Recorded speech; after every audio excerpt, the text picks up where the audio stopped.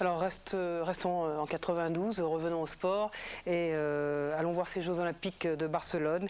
L'exploit de ceux qu'on allait surnommer ou nommer les bronzés du sport français, les handballeurs, comme le faisait remarquer il y a un instant Guéric Kervelec, en me disant que je prononçais à l'américaine alors que la consonance était allemande. Ils allaient sortir de cet anonymat en remportant la médaille de bronze. Et Dominique Grimaud nous rappelle ce que fut l'épopée olympique de ces bronzés, devenus depuis champions du monde. On regarde ensemble. C'est l'histoire d'une équipe, d'une véritable équipe qui allait porter pendant ces Jeux Olympiques 92 son destin et son orgueil à bout de bras, avec bientôt toute la France derrière elle. La belle histoire débuta par un match face à l'Espagne qui, sur son terrain, se croyait imbattable. Dans les buts français, Philippe Médard, le rassembleur d'énergie. Sur le front de l'attaque, Jackson Richardson, l'artiste. À la tête du commando, Daniel Costantini, le chef. Au début, les Espagnols n'y allaient pas de main morte, qui menaient 5-0. Mais Denis Latou, la force de frappe, et encore Richardson et Thierry Perreux permettaient le rêve.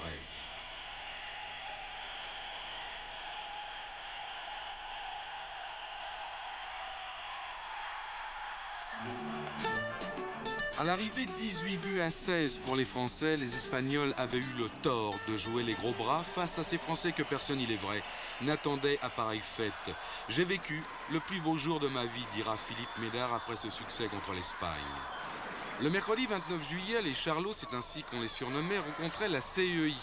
Et si Frédéric Voll nous donnait le bonjour à que coucou, l'adversaire quand même était de classe comme ce numéro 10, Doutchebaev, l'un des meilleurs joueurs du monde, si ce n'est le meilleur. Les Français s'accrochaient, Latou touchait du bois et toujours Doutchebaev, lui, comme touché par la grâce. Menés de 2 buts à la mi-temps, 14-12, les Charlots repartaient à l'assaut avec un but magnifique d'Alain Porte. Puis un autre signé Latou. Costantini jouait de la voix, toujours debout, jamais résigné. La CEI n'en menait pas large, qui pourtant finissait par libérer sa joie à l'issue d'un match où tout avait été possible jusqu'au bout cette fois. Le monde du handball était tombé sous le charme de cette équipe française, à nul autre pareil pour son style, sa nature et son esprit. Ainsi, après avoir battu l'Espagne, puis l'Allemagne, la Roumanie et enfin l'Égypte, la France se retrouvait en demi-finale face à la Suède, championne du monde en titre. Par leur look, les Charlots ressemblaient un peu plus à des barjots. Ça partait fort, mais les Suédois, habitués de la grande compétition, se montraient dominateurs. Avec force en défense et efficacité en attaque, ils maîtrisaient le cours d'une partie que les Français, malgré Perreux, malgré Latou, n'arrivaient pas à inverser.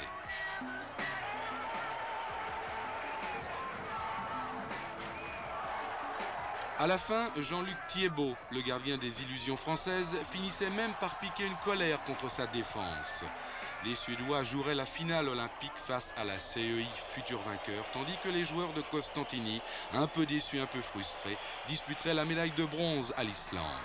Il y aurait donc encore de la joie, encore du bonheur à prendre et à partager pour ces Français.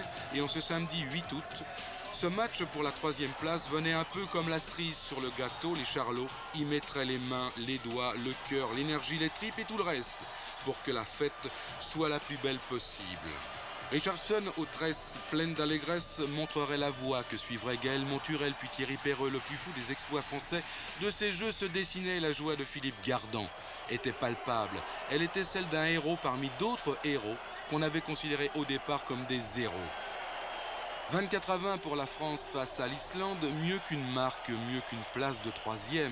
Il s'agissait d'un véritable point d'ancrage pour cette équipe française de handball à laquelle désormais plus rien ne serait impossible. Sauf qui peut, en moins de 15 jours à Barcelone, les handballeurs français, outre leurs cheveux, avaient fait tomber toutes les barrières qui séparent l'anonymat de la gloire. Jeu de main, jeu de coquin, grâce à eux, le handball serait enfin reconnu comme discipline reine, sinon royale. Arnaud Klarsfeld, invité de l'Esprit du Sport. Soyons clairs, si vous avez choisi le handball, c'est d'abord parce que vous aimez ce sport, mais c'est aussi par rapport à l'extraordinaire aventure de cette équipe de France, bien sûr, mais aussi parce que beaucoup de handballeurs de l'OM Vitrolles se sont mobilisés au printemps dernier contre l'élection de Bruno Maigret à la mairie de cette municipalité. Il y a deux sentiments qui m'ont habité pour le handball. Il y a celui-là quand même. Il y a celui-là, mais le premier était un sentiment de crainte, puisqu'au lycée, on jouait au handball, et j'étais très particulièrement mauvais au handball, et quand les deux chefs d'équipe décidaient qui allait dans chacun respectivement remplir les deux équipes, j'étais toujours le dernier choisi. C'était une vengeance alors. Donc j'avais de la crainte, j'avais beaucoup de crainte au handball parce que j'avais l'air ridicule d'être toujours le dernier choisi et d'être celui qui était imposé. Non, allez, prenez Clarkswell quand même, soyez sympa. Non, c'est quand même. Non, bon. Alors il y avait quand même un sentiment quand même de revanche. Mais en plus, quelques années plus tard, il y a eu un sentiment d'admiration face à la mobilisation de l'équipe de Vitrolles. Ils ont pesé lourd dans la balance. On dit qu'il manquait 200 voix à Bruno Maigret pour être élu. Ah oui, sans l'équipe de Vitrolles, Bruno Maigret aurait été élu, oui. Vous sentez une quelconque responsabilité dans ça, Daniel Constantini? Non, pas du tout. C'est pour ça que je peux me satisfaire de ce que vient de dire Arnaud. Je ne ferai pas de fausse modestie. Je n'y suis strictement pour rien. Vous n'avez même pas donné votre avis? Absolument pas, mais c'est caractéristique de cette équipe. Vous savez, bon, ils se sentent concernés parce que je leur dis quand c'est de mon ressort. Et par ailleurs, ils ont des prises de position qui les honorent et celle-là était formidable parce que peut-être que s'ils m'en avaient parlé avant, je suis plutôt de nature pessimiste et j'aime pas perdre et quand j'ai vu le résultat du premier tour, je leur aurais peut-être dit attention. Mais ils sont généreux à la fois, dans le sport et ils sont généreux dans la vie, ils mêlent les deux. C'était un combat que j'aurais cru perdu d'avance et puis eux ils sont allés avec leur culot. Ils se sont engagés là-dedans. Il faut vraiment leur rendre cette qualité essentielle. Ouais. Avec le même enthousiasme qu'ils ont montré dans le jeu. Quoi. Ouais. Denis Latou, est-ce que je me trompe si je vous dis que les handballeurs français ne font jamais rien comme les autres, au sens où vous paraissez tous toujours totalement imprévisibles? Oui, ça vient peut-être du fait que quand on a commencé tous ensemble en 88 à peu près, on a vécu beaucoup de galères jusqu'en 90-91 et on n'a pas oublié d'où on est venu pour arriver aujourd'hui à ce qu'on est. C'est quoi les galères alors? Les galères, c'est par exemple faire je sais pas, 12 heures de voyage dans 5 heures de bus en Bulgarie à Lovech. Comment vous leur avez imposé ça? Daniel Constantini, vous leur avez imposé ça? Je ne sais pas pourquoi ils reviennent toujours sur cette histoire. On revient sur cette histoire parce qu'on ne mangeait pas, on jouait dans une salle où il faisait entre 0 et 5 degrés. On était dans un hôtel que peut-être même les sans-abri ne voudraient pas dormir dedans. Non, j'exagère un peu, mais c'est vrai que c'était terrible. Et à chaque fois qu'en plus on y retournait plusieurs fois, à chaque fois que Daniel nous disait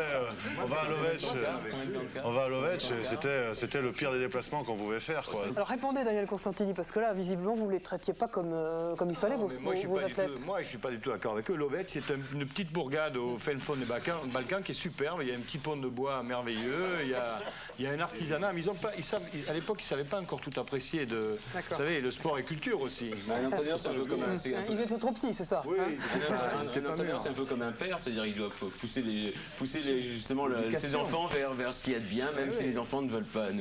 Alors, Gary Cavadec, vous n'étiez pas de l'aventure des Jeux Olympiques de 1992, vous étiez trop jeune. Quel âge avez-vous? 20 ans. Vous avez 20 ans. Depuis, vous avez rejoint la sélection française. Est-ce que vous avez la sensation d'avoir intégré une équipe de barjots? Alors, barjots, parce que c'est l'appellation depuis les JO de 92 qu'on donne aux handballeurs français. Hein. Je ne m'exprime pas en argot dans l'esprit du sport. Oui, oui, je pense. Ouais, je me sens bien dans cette équipe. Je pense que j'étais bien intégré. C'est vrai que rentrer dans une équipe, comme vous dites, de barjots qui revendiquent leur nom, parce que c'est vrai, même en dehors du handball, ils sont un peu aussi barjots. Donc bon, je pense non pas. Quelle est l'atmosphère que vous avez trouvée dans cette équipe de barjots? Une bande de copains, des amis, une bonne ambiance, quoi. Vous l'avez accueilli comment, le petit dernier? Moi, je l'ai connu quand il avait 16 ans déjà, qu'il est arrivé dans mon club à Vénissieux. C'est vrai que on l'appelait le menhir parce qu'il était à l'état brut. Et depuis... Intellectuellement, vous voulez dire, ou physiquement? Non, physiquement. Non, intellectuellement, ça allait. Physiquement, bon, il était grand, il était costaud, mais il ne savait pas faire grand-chose. Alors, combien vous mesurez vous-même? 98. Et vous mesurez? 1m98. Heureusement que l'émission se fait assise. Vous voulez dire pour vous? Pour nous deux, je crois. Daniel Constantini, plus sérieusement, comment peut-on expliquer l'exploit accompli à Barcelone par les handballeurs français? Est-ce le résultat d'une prise de conscience collective? Est-ce que c'est un travail? Bien sûr, je l'imagine. Est-ce que c'est l'histoire d'une révolte? On vient d'entendre dans la bouche de Denis Latou. Comment vous expliquez ça? Écoutez, c'est très facile à expliquer. Il y avait deux directions qui n'allaient pas forcément dans le même sens. C'est-à-dire, il y avait la mienne, je commencerai par moi parce que c'est ce que je connais le mieux, c'est-à-dire on s'est qualifié pour les Jeux Olympiques en 90 en étant les derniers qualifiés. Et j'avais, moi, une peur bleue de cette vitrine que constituent les Jeux Olympiques où tout d'un coup le handball allait être livré à tous les médias, etc. Et vous savez ce que c'est, les médias, quand vous réussissez... tout le monde est là pour vous jouer la dithyrambe à longueur de journée, que par contre, quand vous échouez ou quand ça ne va pas, les médias sont là aussi pour stigmatiser vos imperfections. Et comme nous, on était les derniers qualifiés, c'était plutôt ce cas de figure que j'avais envisagé. Autrement dit, je les ai obligés à se préparer pendant 3 mois comme des forcenés. Là, on n'est pas allé à l'Ovetch, là, à Denis Latou. Bon. Dans des conditions, certes, peut-être un peu plus confortables, mais un gros travail. Et pendant que moi, je les préparais, si vous voulez, pour être 8e, 7e, 6e, c'est-à-dire pour ne pas être ridicule, eh bien, eux, dans leur tête de Barjot, justement, ils se préparaient à monter sur le podium. Et ça, je ne le savais pas, moi.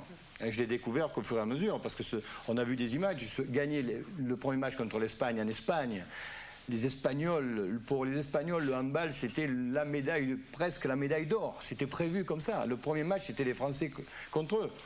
C'est un peu le coup des relayeurs contre les Anglais, quoi. Au départ, il y en était à 50 contre 1. Puis à partir de là, qu'est-ce que vous voulez, après avoir battu les Espagnols, bon, ils sont allés presque jusqu'au bout, ils sont allés jusqu'au podium. Je crois que Constantin est modeste, je crois qu'il devait l'avoir lui-même dans la tête, parce que s'ils avaient été battus par les Espagnols, ils n'auraient pas pu être 7e ou 8e. Donc il l'avait dans la tête obligatoirement. Je pense pas, je pense que même nous, en tant que joueurs, on n'avait pas du tout l'intention d'aller sur le podium. C'était trop grand, on avait progressé.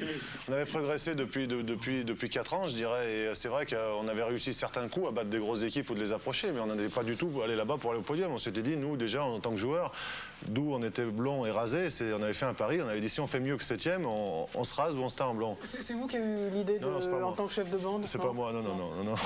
Et ça s'est fait comme ça. Qui a eu l'idée alors? Je pense que c'est venu de Philippe Gardan, qui l'a fait, qui était au milieu du bus, et puis ça remontait vers le fond du bus, où il y avait tous les détraqués, tous les barjots, et puis c'est revenu un peu vers les plus anciens, ceux qui l'ont pas fait, devant, et puis devant, ils ont dit non, mais ceux qui avaient tapé derrière, on était obligés de le faire. Qu'est-ce qu'il a dit, Daniel Constantini, quand il les a vus comme ça rasés?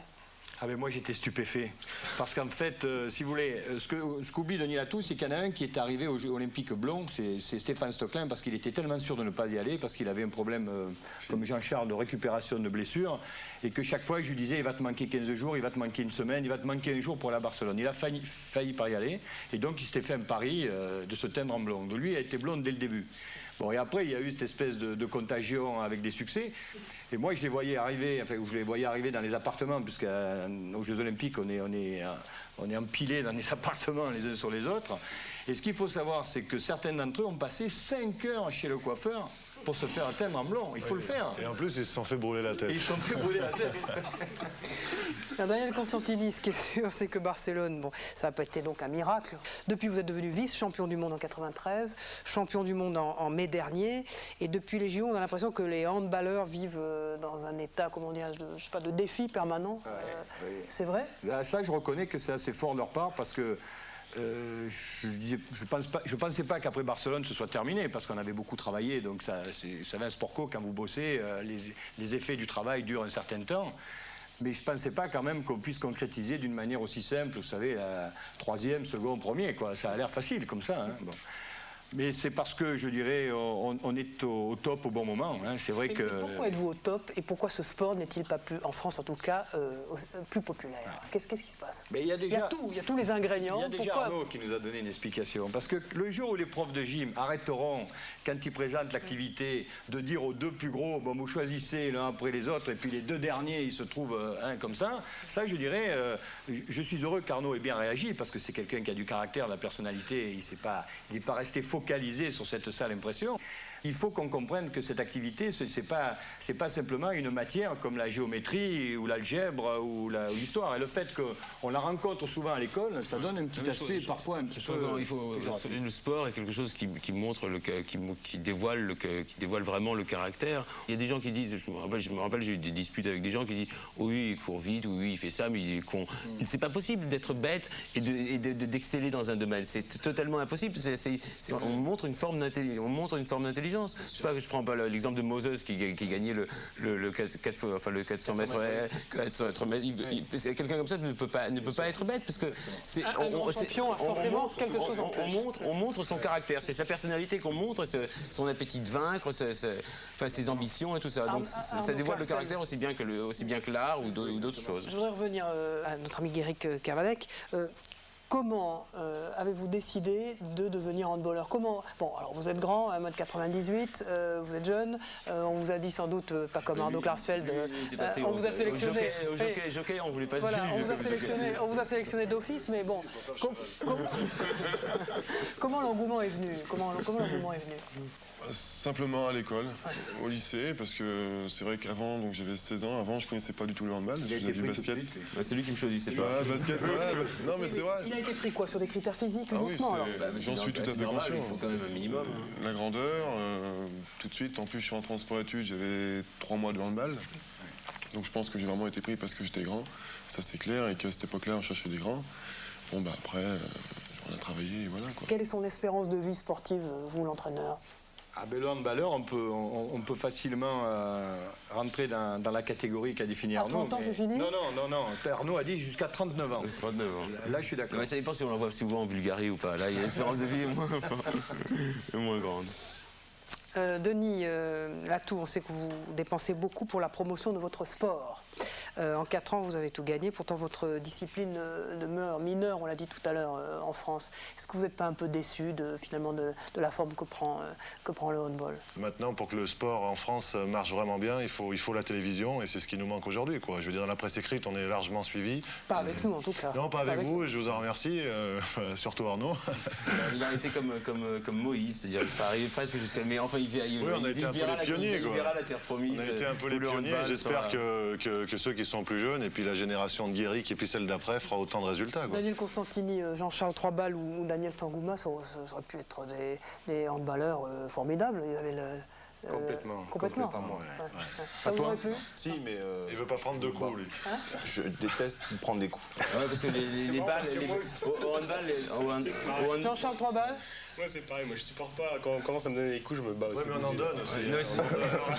On en donne. Mais il faut se dire qu'au handball, les balles arrivent, ce qu'on disait tout à l'heure, à 130 km/h parfois sur le nez du goal, qui est pas très content de recevoir la balle à 130 km/h. Dites-nous, Arnaud Klarsfeld, ça vous aurait peut-être servi, vous, pour les meetings du Front National De recevoir moins pour les magazines de papier glacé. Qu'est-ce que vous allez faire dans les jours qui viennent, là? Je sais pas, vivre, aimer, agir, enfin, voilà. Aimer Carla et faire du sport. Voilà. Ouais. Vous faites du sport vous-même? Non, je suis pas vraiment, je suis pas un sportif, mais j'admire non seulement le sport en tant que sport, mais le caractère que dévoile le sport. Je crois que c'est la leçon, c'est vraiment une leçon de vie, le sport. Merci Arnaud Klarsfeld. Vous embrassez Carla pour moi.